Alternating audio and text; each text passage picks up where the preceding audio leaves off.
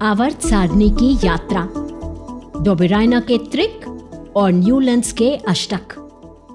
आज से लगभग 200 साल पहले 19वीं सदी की शुरुआत। रसायन विज्ञान की दुनिया में उथल पुथल मची थी। नए नए तत्वों की खोज हो रही थी, उनकी संख्या बढ़ रही थी। सभी तत्वों को समझना और उनके गुण याद रखना बड़ी चुनौती थी। दुनिया भर के वैज्ञानिक इसके लिए तरकीबें खोज रहे थे। उन्हीं में से एक थे जर्मन वैज्ञानिक डोबेराइना। वर्ष 1829 में उन्होंने तत्वों के गुणों को समझकर समान गुण वाले तीन तत्वों के समूह बनाए। नाम दिया त्रिक, इंग्लिश में ट्रायड्स। उनको एक पैटर्न दिखा। त्रिक के तीनों तत्वों के परमाणुओं को यदि द्रव्यमान के बढ़ते क्रम में लगाएं तो बीच वाले तत्व के परमाणु का द्रव्यमान बाकी दो तत्वों के परमाणु द्रव्यमान के औसत के लगभग बराबर होता था।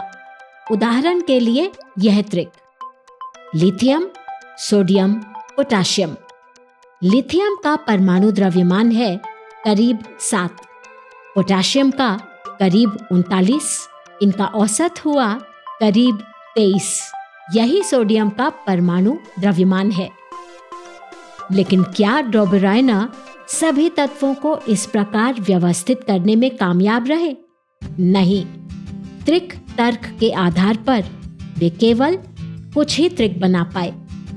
उस समय कुछ ही तत्वों के बारे में जानकारी थी। बाद में खोजे गए तत्वों के त्रिक सिद्धांत के आधार पर समूह नहीं बन पाए।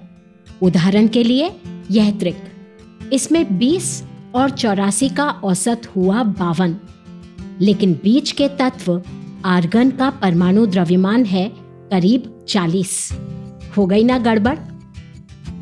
डोबेराइना के बाद आए वैज्ञानिक जॉन न्यूलैंड्स। उन्होंने तत्वों को परमाणु द्रव्यमान के बढ़ते क्रम में रखा और पाया कि हर 8वें तत्व के गुण पहले तत्व से मिलते हैं। ठीक वैसे ही जैसे संगीत में 8वां स्वर पहले स्वर जैसे होता है।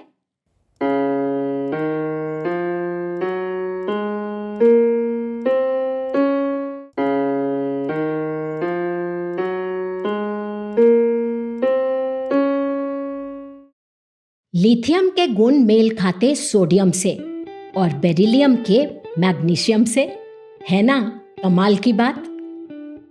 संगीत के अष्टक से समानता, इसलिए इसका नाम न्यूलैंड्स का अष्टक सिद्धांत, इंग्लिश में न्यूलैंड्स लॉ ऑफ ऑक्टेव्स। तत्वों के वर्गीकरण में यह कोशिश महत्वपूर्ण थी। एक निश्चित अंतराल के बाद गुणों की पुनरावृत्ति होती है, यह पहली बार देखा गया। इसे आवर्त कहा जाता है, इंग्लिश में पीरियोडिसिटी।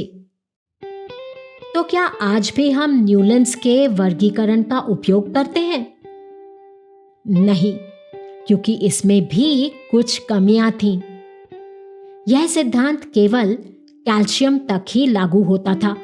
उसके बाद 8वें तत्व के गुण पहले तत्व से मेल नहीं खाते थे। न्यूलैंड्स ने कोबाल्ट और निकल, इन दो धातुओं को एक साथ रखा, वो भी अधातु के समूह में। उनके गुण इन दोनों से बिल्कुल अलग हैं। न्यूलैंड्स को लगा था कि भविष्य में और नए तत्व नहीं मिलेंगे, लेकिन ऐसा नहीं हुआ। इसके बाद कई नए तत्वों की खोज हुई और नोबल गैसों की खोज के बाद तो अष्टक प्रणाली पूरी तरह से गड़बड़ा गई। डोबेराइना और न्यूलैंड्स के बाद भी अनेक वैज्ञानिकों ने तत्वों के वर्गीकरण पर काम किया। अब आपके लिए एक काम। आज हमें पता है कि परमाणु द्रव्यमान प्रोटॉन और न्यूट्रॉन की संख्या पर निर्भर होता है, पर डोबेराइना और न्यूलैंड्स के समय तो ये पता ही नहीं था कि परमाणु में इलेक्ट्रॉन, प्रोटॉन और न्यूट्रॉन होते हैं। फिर उन्होंने परमाणु द्रव्यमान कैसे निकाला होगा? इस प्रश्न का उत्तर ढूंढें।